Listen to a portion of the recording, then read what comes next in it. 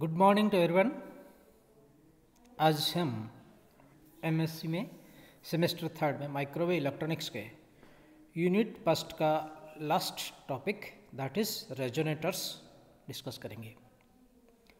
Resonators क्या है, कहाँ काम आता है, क्यों ज़रूरत है, ये सारी चीज़ें इसमें डिस्कस करेंगे। फॉर द रेफरेंस मैंने कुछ बुक्स के नाम लिखे हैं, कुछ ऑथर्स के। एटवाटर माइक्रोहिल्स क्या है, सिसोदिया एंड विजय लक्ष्मी गुप्ता ले सकते हैं, H.J. रिच ले सकते हैं। एंटीना के लिए पर्टिकुलर कोलिन्स एंड जूकर्स ले सकते हैं।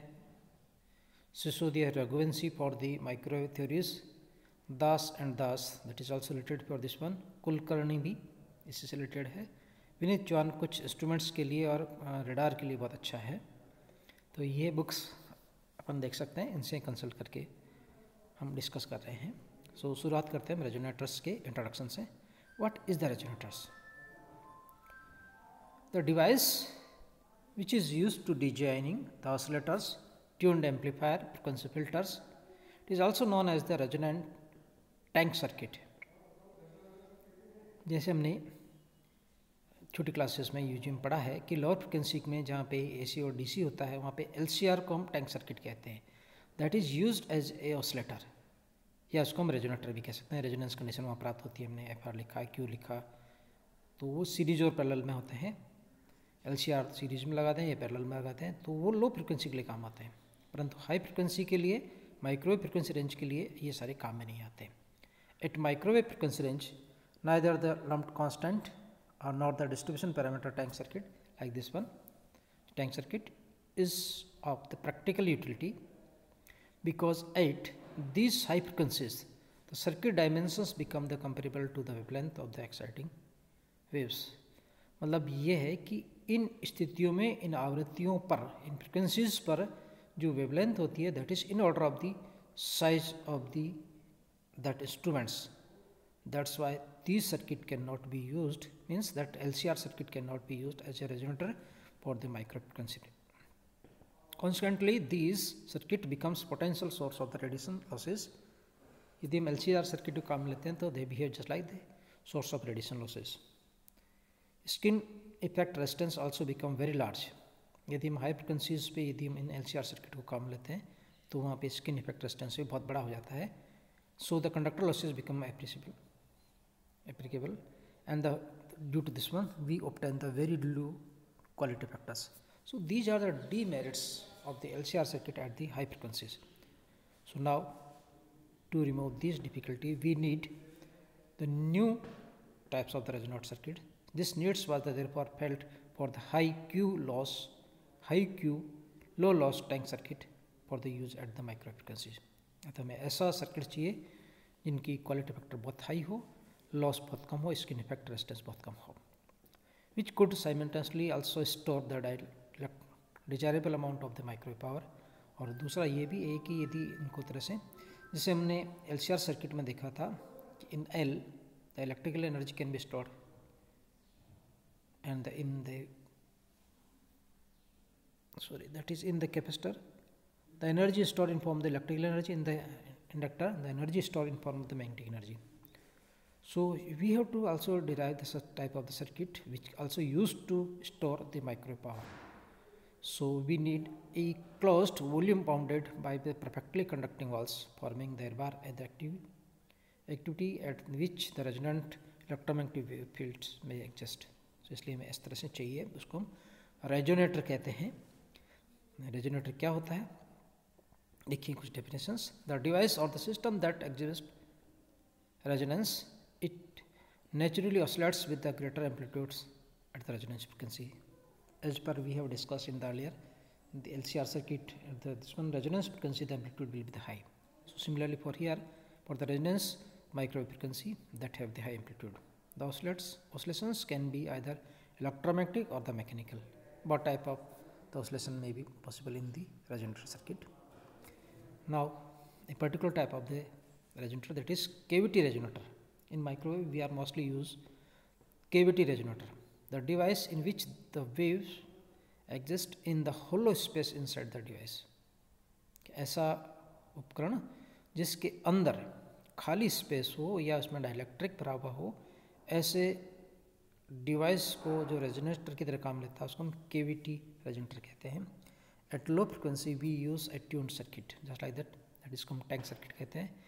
In microwave, we use the microwave cavities consisting of the walls. Hollow metal boxes are used in microwave transmitters, receivers, and the test equipment to the control frequency. So, some parameters related with the cavity resonators are that a cavity resonator is the hollow closed conductor, such as a metal box or a cavity within a metal box. कोई metal box है उसके अंदर cavity बना दें या खुद ही एक hollow मान लो हो जाए, उसके लिए वो भी केविटी रेजोनेटर की तरह काम करेगा। That contents electromagnetic wave like the radio waves reflecting back and forth between the cavities wall. In that one the wave will be reflecting between the walls. The oppositely moving waves from the standing wave, इस तरह से आने जाने वाली जो होगी incident and the reflecting wave, इन दोनों की कम्बिनेशन से, इन दोनों की सुपरपोजिशन से स्टैंडिंग वेव होती है। And the cavities store the electromagnetic energy, and due to this one the cavity can be stored the electromagnetic energy.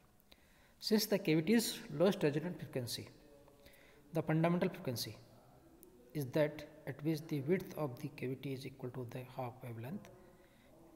To calculate the lowest frequency और जिसको हम fundamental frequency कहते हैं, उसके लिए हमने ये मान के चलें कि जिसकी जो width होती है cavity की वो λ/2 होनी चाहिए, मीन्स एक लूप बनना चाहिए इसमें।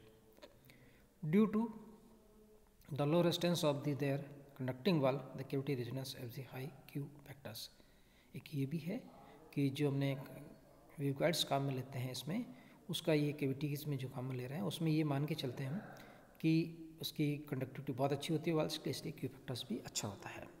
सो microwave resonators, special case of this one, when one end of the waveguide is terminated in a sorting plates, means in waveguide one end is closed by a sorting plates, it metal plates, there will be the reflections and hence standing waves arises. Standing waves, that is due to the superposition of the incident and the transmitted or the reflected waves. When another sorting plates is kept at a distance of a multiple of the λ/2, यदि हम जिस तरह से figure बनाए होंगे कि λ/2 की distances में अलग अलग प्लेट रख दें मान लो, तो हर दोनों के बीच में एक लूप बन जाता है। When the another sorting plates is kept at the distance of a multiple of the λg/2, so we can say that n λg/2, then the hollow space, so it can be support a signal which bounce back and forth between the sorting plates. So we say the waves will be bounces in between these two plates, sorting plates. This results in resonance and hence the hollow space is called the cavity. And the resonator is called the cavity resonator, because in the hollow space their waves will be the back and forth or the incident and reflecting, forming the standing wave, so it is called the cavity resonators. Some special features related with the cavity resonator. Microwave resonators are the tunable circuit, because if you move the sorting plates between these two, distance between these two, λg/2, 2 λg/2, 3 λg/2, 4 λg/2, so we can see it can be tuned. It used in the microwave oscillators, amplifier, wave meters and the filters. वहाँ पे ये काम आता है. At resonance frequency or you can say tuned frequency, the impedance is the real. Why? Because we write Z equal to R plus iota X. R is the resistance, X is the reactance of this one. So if the X equal to 0 or you can say XL equal to the XC, then Z equal to R. So we can say impedance is real only. The average power stored in the electric field in the C, that is the WE, E for electric, and the magnetic field in form of the NL, that is WM, are equal. So W equal to WM. So the total energy equal to the twice of the WE or the WM, इन दोनों का double होती है. Resonance frequency F R equal to 1 divided by 2 pi 1 divide by root of L C, जिसे हम पहले पढ़ के आए. क्वालिटी फैक्टर होता है, हमने पढ़ रखा है omega R L Y, the R is inductance, जिसे हम पहले पढ़ के आए. और वी कैन सी जो पुराना जो फॉर्मूला हम लेते थे, quality factor equal to 2 pi multiplied by the maximum energy store divided by energy dissipated per cycle. So this is related with the cavity resonators used for the microwave. Now the special cases, special design, special features of this one. First, that is rectangular resonators. Second will be discussed will be the circular resonators. So पहले हम शुरुआत करते हैं rectangular resonators से. Consider a rectangular waveguide supporting a propagating mode on the frequency f. If a short circuit is placed at any transverse plane, it will result in a complete standing wave patterns of the field. Means in rectangular waveguide, that is the hollow, if you place a that is a conducting plate in the transverse directions, then that is responsible for the reflection of the wave, and due to the reflection we obtain the standing wave pattern. There will be the voltage minimum. At that particular point, the voltage will be the minimum, and this minimum is repeated at the lambda g by 2 from the short circuit. जैसे हमने पहले भी discuss करके आए कि इस lambda by g2 पे voltage minimum होता है. If you kept a short plate, जहाँ पे ये मिनिमम होता है वहाँ पे एक शॉर्ट प्लेट रख दें, it will reflect back, and so the signal which appeared by the bounces back and forth between the two opposite walls. This is earlier we have discussed. Now consider a rectangular resonators as a waveguides. सी ए इसकी access में है, B इसकी height और सी इसकी length है. Z equal to 0, Z equal to C में rectangular waveguides है, shorted है दोनों पे. Let us consider the walls of the resonator to be the perfectly conducting and the dielectric inside the lossless, so there is no loss. The electric field component of the TEMN mode propagating in the constant waveguides. इसके अंदर जो wave propagate होगी, यदि हम उसको हम TE मानते हैं, ट्रांसफर इलेक्ट्रिक मोड मानते हैं, MN, then we can write for the TE EZ equal to 0, EX हम लिख सकते हैं J omega mu by KC square multiplied by B KY cos KXX sin KYY e raised to power minus J beta Z. ऐसा क्यों आया? क्योंकि हमने ये यूज किया कि HZ लिखते हैं अपन. फॉर द TE मोड हमने पहले कैलकुलेट किया है B cos KXX cos KYY e raised to power minus J beta Z. की वेरिएशन जो होता है Z एक्सेस में वो एक्सपोनेंशियली डीके होता है, जस्ट लाइक दैट. और EX को हमने वहाँ किया था कैलकुलेट कर्ल इक्वेशन से. EX equal to the minus J omega mu by KC square delta HZ by the del Y, and EY लिखा था हमने J omega mu by KC square del HZ by del X. So using these equations we can write EX, EY, EZ. EY minus J omega mu by KC square B KX sin KXX cos KYY e raised to power minus J beta Z, where KX equal to the M pi by A, KY equal to N pi by B, M and N are the integers, and beta is called the propagation constant. As perfecting conducting walls exist at Z equal to 0 and Z equal to C, and the reflection coefficient is -1, because हमने ये मान के चलें कि वहाँ कोई loss नहीं होता, सारी की सारी वेव अपोजिट में जाती है. जैसे फिगर में समझाया हमने कि जो ब्लैक है वो इंसिडेंट वेव है, यदि टकराती है दीवार से तो रिफ्लेक्ट हो जाती है, अपोजिट फेस में आती है और -z डायरेक्शंस में मूव करती है. So we can write E incident को यदि हम लिखते हैं EXIN equal to J omega mu KC square B KY cos KXX sin KYY e raised to power minus J beta Z. तो जो इसका रिफ्लेक्टेड आ जाएगा EX reflected, that is minus आ जाएगा J omega mu by KC square B KY cos KXX sin KYY e raised पर plus J beta Z, क्योंकि ये माइनस Z डायरेक्शन से मूव करती है अपोजिट में विद अपोजिट फेस. रिजल्टेंट चाहिए, इन दोनों को जोड़ दिया जाए. EX equal to E resultant, EX incident plus EXY reflected, ये माइनस कीजिए प्लस कर लीजिए, दोनों को जोड़ दिया जाए 2A 2B इक्वेशंस को, तो हमें मिलता है J omega mu by KC square B KY cos KXX sin KYY e raised to power minus J beta Z minus e raised to power plus J beta Z. और हम जानते हैं कि sin बीटा Z को हम लिख सकते हैं e raised to power J beta Z minus e raised to power minus J beta Z by that twice iota. J लिखें आयोटा लिखें, कोई खास नहीं. So e raise to power minus J beta Z minus e raise to power J beta Z equal to minus twice iota या J sign beta Z लिख सकते हैं। सो जो हमारी इक्वेशंस मिल जाती है, ई एक्स जो ऊपर इक्वेशन थर्ड में सब्स्टिट्यूट करते हैं इसको ब्रैकेट को, तो मिलता है twice omega mu by K C square B K Y cos K X X sine K Y Y sine beta Z. So we see that E X equal to, इसमें तीनों component है। E one जो ये cos theta के sine theta के आगे लिखा हुआ, इसको हमने कांस्टेंट मान लिया, एम्पलीट्यूड मान लिया एक्स डायरेक्शन में, तो ई वन लिख दिया हमने cos K X X sine K Y Y sine beta Z. E Y E Z sine K X X cos K Y Y sine beta Z, where E one equal to twice omega mu by K C square beta K Y, E two equal to minus twice omega mu B beta K X K C square. Equation 5th and 6 indicates that the field components exist as standing wave and therefore no propagate fields, कि यह waves यहीं घूमती रहती है, standing wave produce करती है, propagating नहीं होती, so there is no propagating fields. The boundary conditions of the vanishing E X and Y at the Z equal C, ये बाउंड्री कंडीशन यदि लगाते हैं तो हमें मिलता है लास्ट का जेड कंपोनेंट्स आएगा और जेड कंपोनेंट्स हमारे पास में है साइन बीटा जेड। इसके लिए इसको जीरो करने के लिए जेड इक्वल टू सी लिखते हैं, तो beta C equal to the P pi मान लिया हमने, और पी इक्वल टू इंटीजर्स हो सकते हैं क्योंकि साइन जीरो की वैल्यू जीरो होती है, साइन 180 की भी जीरो होती है। So beta C equal to P pi, so beta equal to P by by C, P equal to 1 2 3, they are the integers.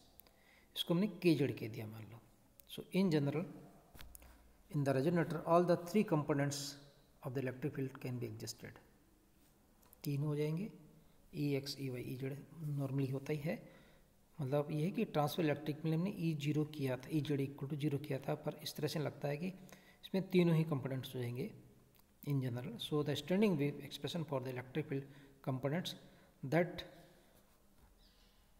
Statically the boundary conditions में be written as, so the E X X ये statically है, तो E X X standing wave के लिए हम लिख सकते हैं E one cos K X X sine K Y Y sine K Z Z, E Y S equal to E Z sine K X X cos K Y Y sine K Z Z, and E Z S equal to E three sine K X X sine K Y Y cos K Z Z. कैसे निकाला इसको हमने ई Z S को, देखिए ई X E Y तो होता ही है, जेड में हमने कहा था E Z equal to zero for the T E M N mode, पर जैसे हमने ये देखा कि स्टैंडिंग वेव आती है तो इस केस में ये भी मिलता है कि जो हमारा इलेक्ट्रिक फील्ड है उसके लिए ये जो हमने के जेड निकाला था, इसका मतलब उसमें भी कुछ प्रोपगेट होता है, और उसके लिए हमने एक तरह से सिमिलर इक्वेशन बना दी हमने।